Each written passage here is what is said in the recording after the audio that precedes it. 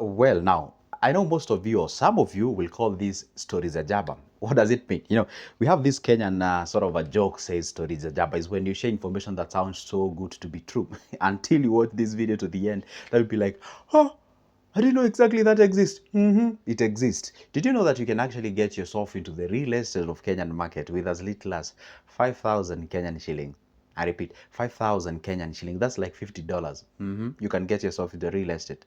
Me and you, we can unanimously agree that getting yourself into the real estate, whatever the country that you are in, it is a capital intensive. Let me just put that on the board. It's a capital intensive. What does it mean? Capital intensive, it means it requires a lot of money. By the way, did you know that we have different types of business? We have capital intensive, we have labor intensive, that business that needs a lot of people or personnel to work for. You see, real estate falls under that, what we call the capital intensive. Talk of the tunes of millions. That's when you can get into the real estate, like physically. And most of the people be like, I would love to be a landlady or a landlord, with that little as that. And then people be like, okay, fine. Then it means that I have to kusanya or put across or sort of save and accumulate a lot of money for me to actualize that specific dream.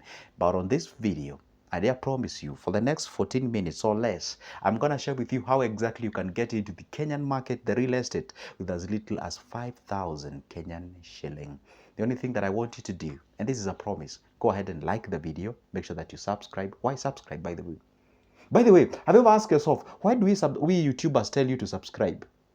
Do you know why? Because anytime I upload a video, and I personally upload a video each and every day, you be notified and make sure that you like the video. Let's get to the business now. Here we are.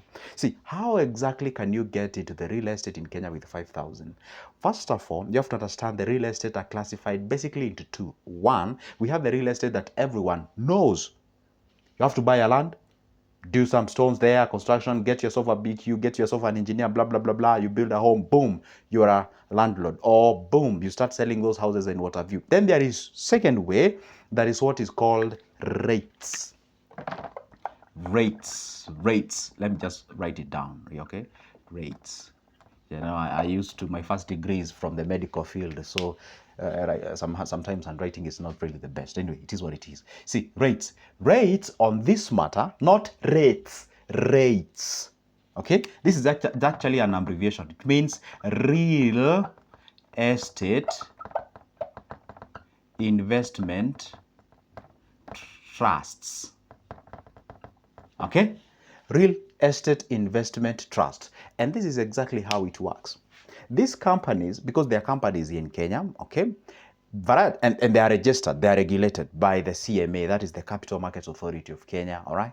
See, now, what happens, these companies are tasked, or their role is to build real estates, is to build, I'm going to use the layman's language. They build homes, they build hostels, they build, sort of commercial buildings and what have you.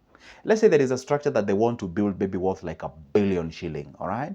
And then what happens? You can partake to that. What does it mean? You can throw in your 5,000. Once you throw in your 5,000, you get shares. Anything real estate investment trust. So what happens? These are shares. In other words, these are shares. Or if you come from America, these are stocks. All right? Or if again you come from England, these are equities or equity. Okay? Now, what happens when you throw in your 5,000? Let's say one share of this company. Let's call this company X. This company X, they do build big houses, commercial residence, and then once they build it, they rent it to people. Once they rent it to people, those people obviously they pay the rent. Maybe let's say that's we have different types of rates. We have I rate, D rate, and what have you. See, now if they rent that house, of course the tenants pay, and that amount of that they pay, obviously those are the incomes of that given company. And once they make that profit, guess what happens now? Who get paid? You who threw in your 5,000, all right, who threw in 100,000, 1 million, 2 million, 5 million, whatever it is. Let's say you're watching this video from outside the country and you don't really trust that brother of yours or that uncle of yours or sometimes even other parents or maybe your partner, okay? And you just want to get yourself a hold of the real estate in Kenya, all right? And you don't want to have this a lot of moving parts. So you can throw yourself into that. Go grab that investment. And once you get that, then you'll be getting that income semi-annually. That is, after 6 months, income is coming in. After 6 months, let's say you made an X amount of money on month 1, month 2, month 3, month 4, month 5, and the month 6, everything that you've made is actually consolidated and paid to you in terms of the returns. Some pay annually, some pay semi-annually. So with that case regard, guess what happens now? You bring, for example, I was using an example of a big building, maybe worth R1 billion. Now, what they do is that they collect money from different individuals. You bring your 5K, you bring 1 million, you bring 3,000, 5,000, 7,000, 10, whatever it is.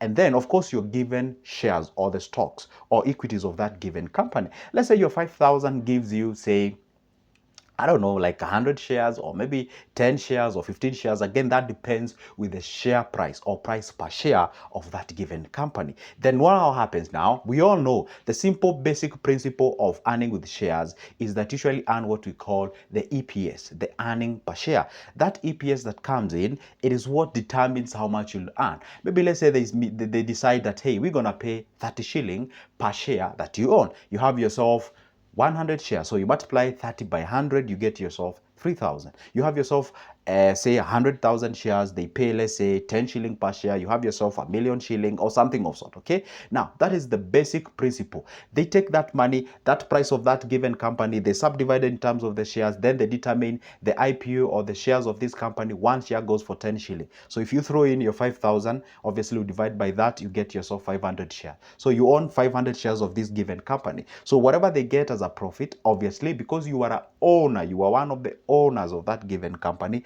that will be given to you after they've made that profit, and obviously after that amount of money has actually been deducted or subjected to the tax deductions and what have you. By the way, this company, they usually share or rather experience, or they are actually advantaged when it comes to the tax deductions and what have you. They kind of enjoy some sort of a tax haven. Not really that they don't pay the tax, but it's a little bit. And by the way, if you're watching this video and you're a Muslim and you're like, you know what, Joseph, what exactly would happen for me? Because in my religion, we are not allowed to take those interests and what have you. We actually, or these REITs in Kenya, they actually have that section called the Islamic REITs, whereby it actually assumes or it follows all what we call, Sharia laws and what have you. All right. So you can actually get into that. So it means whether you're a Christian, you are whatever you are, you can throw yourself into this and you can actually invest. And actually, for the Muslim brothers, this is not actually an interest. This is actually dividends because you're putting your money on the go. It's like you giving me your money and I run a business where I sell these pens. Obviously, when I give you that profit, it's not really interest, that because your money has actually earned you. Because you money, give me your money, I buy this pen, I sell it to my customers, we make a profit of 10 shilling, you own 2 shares, you get your 2 shillings, I get my 8 shillings, I run the shop. So that is not really the interest, that is a profit. So basically, this is an area, especially for the young guys who really don't have the huge chunk of cash. By the way, let me just give you a very small secret on how you can do. Let's say you have this ambition of being a big real estate mogul, just like Joseph, okay? Now you really don't have that amount of money as of now, that huge chunk in twos of hundreds of millions. Now, you can actually use this one, okay? You can actually throw in your 5Gs, let's say a month, 5Gs, 5Gs, 10, 15, whatever the thing is you save. You keep on buying those shares, and by the way, if you want to liquidate your shares, if you want to sell them, if you want to be like, you know what, I don't want this again, I just wanted my money back, you sell all your shares, you get your money back, then you can get into the real estate, the real one that you can literally touch, that what you've built, okay? Now, this is a tool that you can actually use because you want to get your money into the real estate. And guess what happens?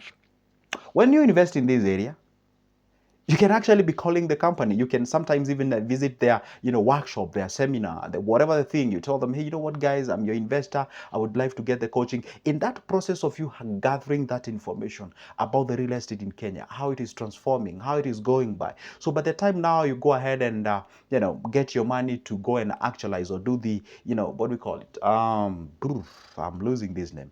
You do that groundbreaking for your houses on your rent or your whatever the thing it is. You already have the information. This is how you do it. This is how it goes by. This is where you can get this. What is structural engineer? What is a BQ? How can you be able to do that? So guys, if you're young, come on. Even if you're old, go ahead and do this. Go ahead, throw your money into this, and you can be able to propagate yourself take your time, grow with these companies to a point whereby if you realize that you've raised that amount of money that you need to go ahead and invest, you can go ahead and withdraw your money, or you can liquidate your shares, get your money, and get into that investment that you need. And that is exactly how you grow yourself. I understand this is quite of a new area. It's new to you. It has been there for years anyway. It's quite of a new area. Just like we had a money market fund. Before I started talking about money market funds, it was like not even existing. Nowadays, almost everyone is talking about money market fund. But I give that credit to God. Anyway, it is what it is. So the point is, this is an area where we can be able to invest. And you know, this is basically, and the procedure of buying these rates close to that of buying shares. So now, you see why I usually push these things. Let's invest in our country. Let's try to, because I usually feel bad to realize that, you know, big stocks of our Kenyan stocks are actually invested by the foreigners. And there is nothing wrong with the foreigners investing in Kenya. We really welcome them. Those FFDIs, we need them. We need you foreigners here. But we still also need to invest ourselves so that we can even build the confidence for them. If they realize that Kenyans are building their stocks, they're building their shares, they're investing, they also build the confidence. Oh, wow. Oh, the locals have embraced that industry. So we can as well throw our money into that specific thing. And then we can also earn respect. Because if we do not respect ourselves, we cannot be respected. Do not despise your 5,000. Do not despise, even if you don't have the 5,000, you can start with the money market fund first. You know, put your 2,000 there, your 1,000 there. The moment you hit that 5,000, you can actually go ahead and do the rates. And when I say rates, I don't mean and you go withdraw your money from MMF. No, just have diversification. You have a little bit on the MMF. Do you have something on the bills? You have something on the bonds? You have something on the stocks? Do you have anything on the rates? That's another thing that you can actually put there, make that summation, and you can do something as far as the investments is concerned. Now, I know you're hanging. You're like, okay, fine. Joseph, I got the information. Now, how do I get started? Now, that's where my number comes in. And it's always on the description of this specific video. Grab that number. There is an email as well. Grab that one. Oh, by the way, I have a booklet that I've prepared. Has all this information step by step on how you can be able to literally get started.